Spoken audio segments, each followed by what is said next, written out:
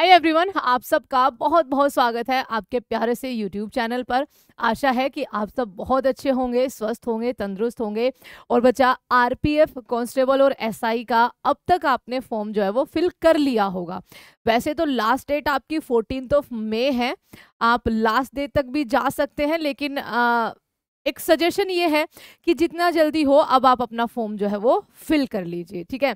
और इस सेशन में हम बच्चा बात करने वाले हैं कि आरपीएफ का कांस्टेबल हो या एसआई हो बच्चा, ठीक है, उसके लिए अगर आप तैयारी कर रहे हैं तो आप अभी के लिए, क्योंकि अभी डेट अनाउंस नहीं हुई है, ठीक है बच्चा, अभी डेट अनाउंस नहीं हुई है, तो आप अभी के लिए उसका क्या पढ़ सकते हो जिससे आपकी तैयारी जो है वो एक तरह से कहिए 10 गुना ज्यादा अच्छी हो जाएगी जिस दिन डेट अनाउंस होगी।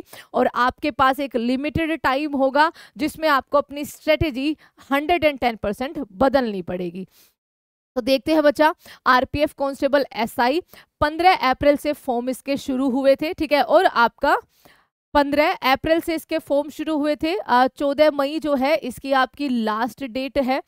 इसके जो टोटल पद आए थे वो 4660 आए थे, जिसमें कांस्टेबल के लिए 4208 और एसआई पद के लिए आपका कितने थे, 452 थे।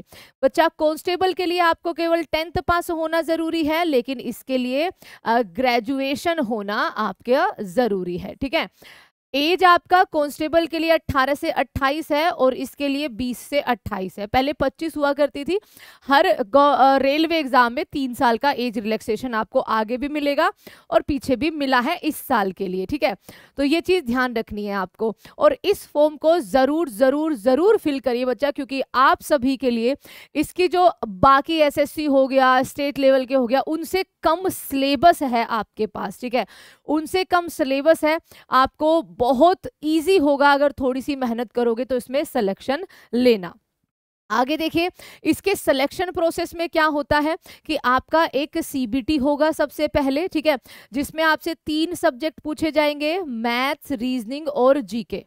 मैथ के 35 क्वेश्चन होंगे, रीजनिंग के 35 क्वेश्चन होंगे और जीके के आपके क्या होंगे बच्चा, 50 क्वेश्चन होंगे। वेटेज आपका जीके का बहुत ज्यादा अच्छा है, क्वेश्चंस का लेवल, उनकी लैंग्वेज उससे भी ज्यादा अच्छी आपकी है, लेकिन हाँ ये है कि आप कर जाओगे, ये 100% है, ठीक है। बच्चा ध्यान रखना, इसमें मैथ्स में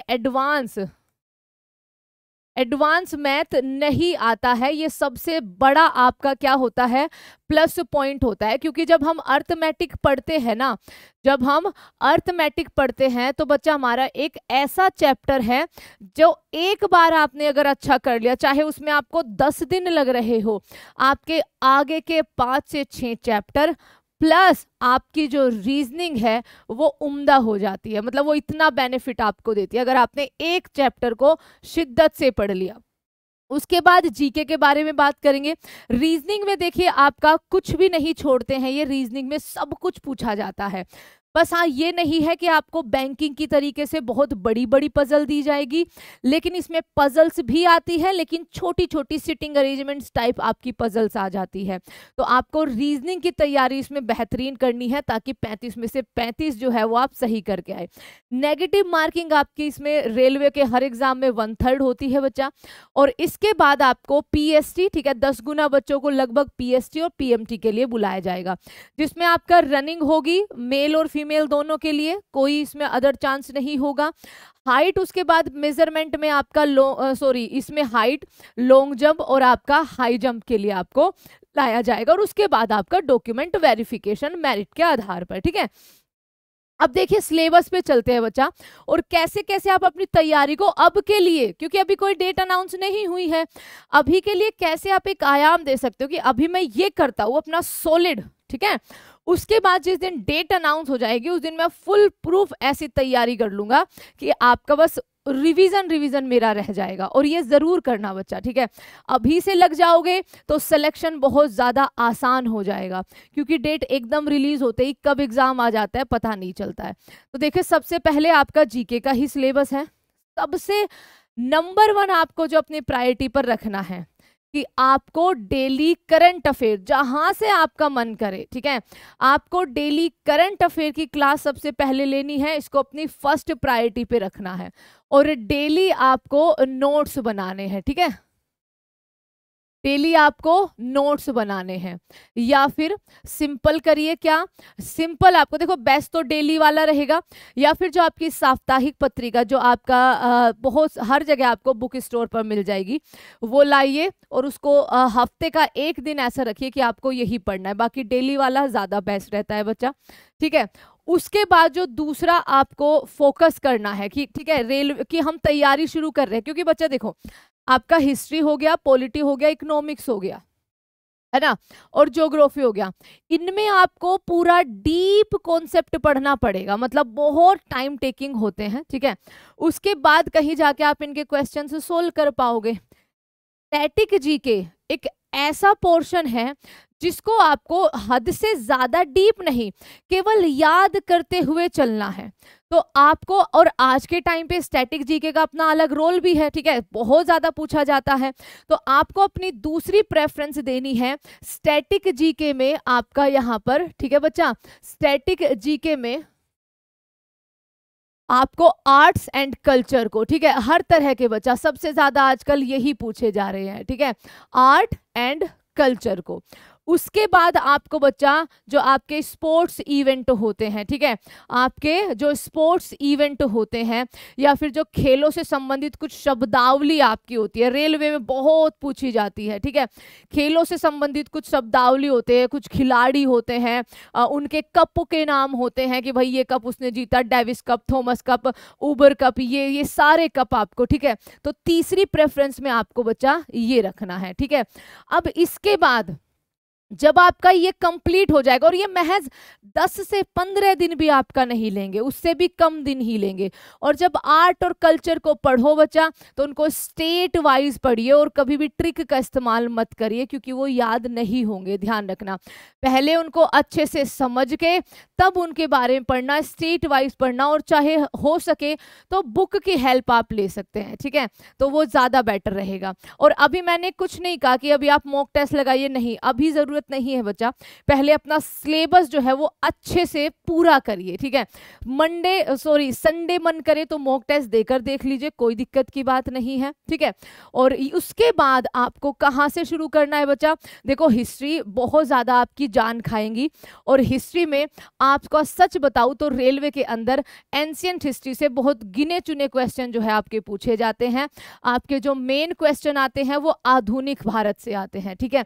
तो आपको जो हिस्ट्री में सबसे ज्यादा, ठीक है, सबसे ज्यादा जो फोकस करना है वो आपको मिडिवल और मॉडर्न हिस्ट्री पर करना है, ठीक है। आपको बहुत अच्छे से इंडियन कॉन्स्टिट्यूशन को, यानी कि जो आपकी पॉलिटी होती है उसको पढ़ना है, ठीक है। पॉलिटी के बहुत सवाल आते हैं, स्टैटिक के बाद सबसे ज्यादा वेटेज आपका पॉलिटी का देखने को मिलेगा रेलवे में, ठीक है। जनरल साइंस आपका बहुत बहुत बहुत ज्यादा इंपॉर्टेंट है, 10th लेवल का आपका जनरल साइंस यहाँ पर फिजिक्स, केमिस्ट्री और मैथ्स से पूछा जाएगा। इनको आप यकीन मानिए तो टॉपिक वाइज जो 10 मिनट शो आपको मिलेंगे उनसे ये कवर हो जाएंगे बच्चा, कोई टेंशन की जरूरत नहीं है। इकोनॉमिक्स में बच्चा आपको मैक्रो, माइक्रो और फाइनेंशियल मार्केट्स के बारे में जानना है। ज्योग्राफी को आपको इंडियन ज्योग्राफी, वर्ल्ड ज्योग्राफी ये आपको पढ़नी पड़ेगी, और जो हमारे एनवायरनमेंट से रिलेटेड आजकल इशू इतने ज़्यादा हो रहे हैं वो आपको पढ़ना पड़ेगा। मतलब वो 50 क्वेश्चन यकीन मानिए आपके बिल्कुल भी इजी नहीं होंगे, ये आप लिख के ले लीजिए बच्चा। और डेली हमारी सुबह 10 बजे क्लास चलती है, आपने क्वेश्चन का लेवल देखा भी होगा, चाहे वो NTPC हो, चाहे वो ग्रुप D हो, चाहे वो आपका RPF हो, बहुत अलग लैंग्वेज आपसे पूछी जाती है। अब देखते हैं सबसे इजी जो मेरे लिए है ना, ठीक है, अगर मैं RPF के लिए जाऊं तो वो बच्चा आपका मैथ्स का होगा, ठीक है, क्योंकि मैथ्स में केवल अर्थमेटिक आना है, ठीक है। और अर्थमेटिक का बेस्ट पार्ट ये होता है कि अगर बच्चा नंबर सिस्टम अच्छे से हो गया तो समझो सारी रीजनिंग हो गई। नंबर सिस्टम अगर अच्छे से, कैलकुलेशंस और दिमाग लगाना ये अगर अच्छे से कर लिया ना तो समझो रीजनिंग में आपको जहां 100% लगाना था अपना एफर्ट, वो केवल 30% लगाना पड़ेगा, इतना ज्यादा हेल्प करता है, ठीक है। लेकिन जब भी आप मैथ्स की तैयारी करें बच्चा, ठीक है, RPF के लिए या अर्थमेटिक पढ़ने का सोचें तो सबसे पहले आप शुरू करेंगे हमेशा पहले नंबर पर परसेंटेज, यानी कि प्रतिशत, ठीक है। और प्रतिशत में ऐसा कर लो कि उसको जिंदगी भर भूलो ना, ठीक है। अगर मान लीजिए कोई नॉर्मल बंदा इसको 5 दिन में पूरा करते होगा विद ऑल कॉन्सेप्ट पूरा दिन लगा के, आपको अगर 10 दिन भी लग रहे हैं ना बच्चा, तो 10 दिन लगाओ, लेकिन इसको इस तरीके से कर लो कि ये आप कभी भूल ना पाओ, ठीक है। इसकी सारी ट्रिक्स, सारी कैलकुलेशन, सारे कॉन्सेप्ट आपको बहुत अच्छे से करने हैं, ठीक है।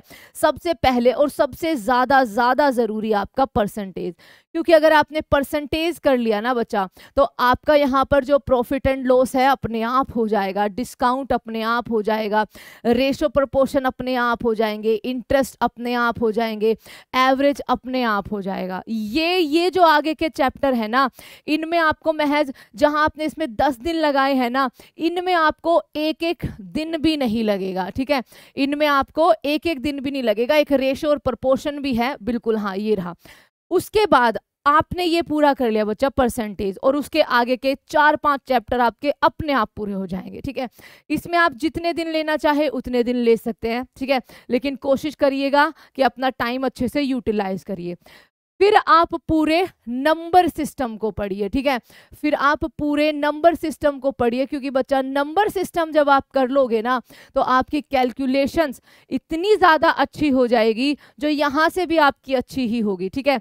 नंबर सिस्टम से कैलकुलेशंस आपकी इतनी ज़्यादा अच्छी हो जाएगी कि आपको रीजनिंग में वो बहुत हेल्प देगा। और बाकी आपके मेंचुरेशंस, टाइम एंड वर्क, टेबल और जो ग्राफ होते हैं वो भी आपके पूछे जाते हैं, इनको भी आपको पूरा करना है, ठीक है। नेक्स्ट देखिए रीजनिंग में। रीजनिंग में बच्चा ये टॉपिक कम है, ठीक है, क्योंकि रीजनिंग में ना आपका सब कुछ आता है। रीजनिंग में कुछ ऐसा नहीं होगा जो आपसे ना पूछा जाए, ठीक है। रीजनिंग में कुछ ऐसा नहीं है जो आपसे ना पूछा जाए।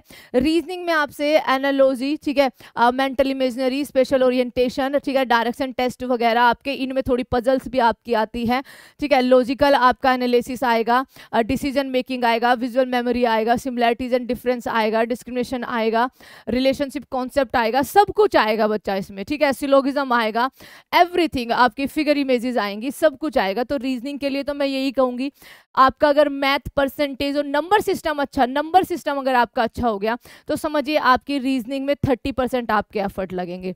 तो इस थ्योरी से अभी के लिए चलो, जिस दिन डेट अनाउंस हो जाएगी बच्चा, एकदम अपनी स्ट्रेटेजी बदल देना वहां से, क्योंकि वहां से अब आपको थोड़ा तेज दौड़ना होगा, थोड़ा सिस्टमैटिक और टारगेट वे में दौड़ना होगा, ठीक है।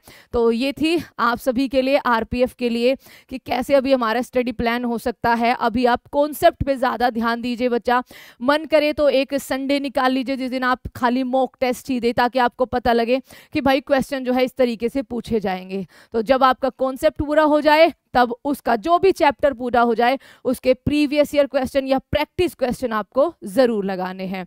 तो यही था बच्चा आप सबके लिए। चैनल को सब्सक्राइब जरूर करना, और अगर स्टडी प्लान में आप खुद से भी कोई राय देना चाहते हैं कि मैम मेरा ये स्टडी प्लान है, तो वो भी जरूर शेयर करिएगा कमेंट बॉक्स में। Thank you so much everyone, take care and bye bye.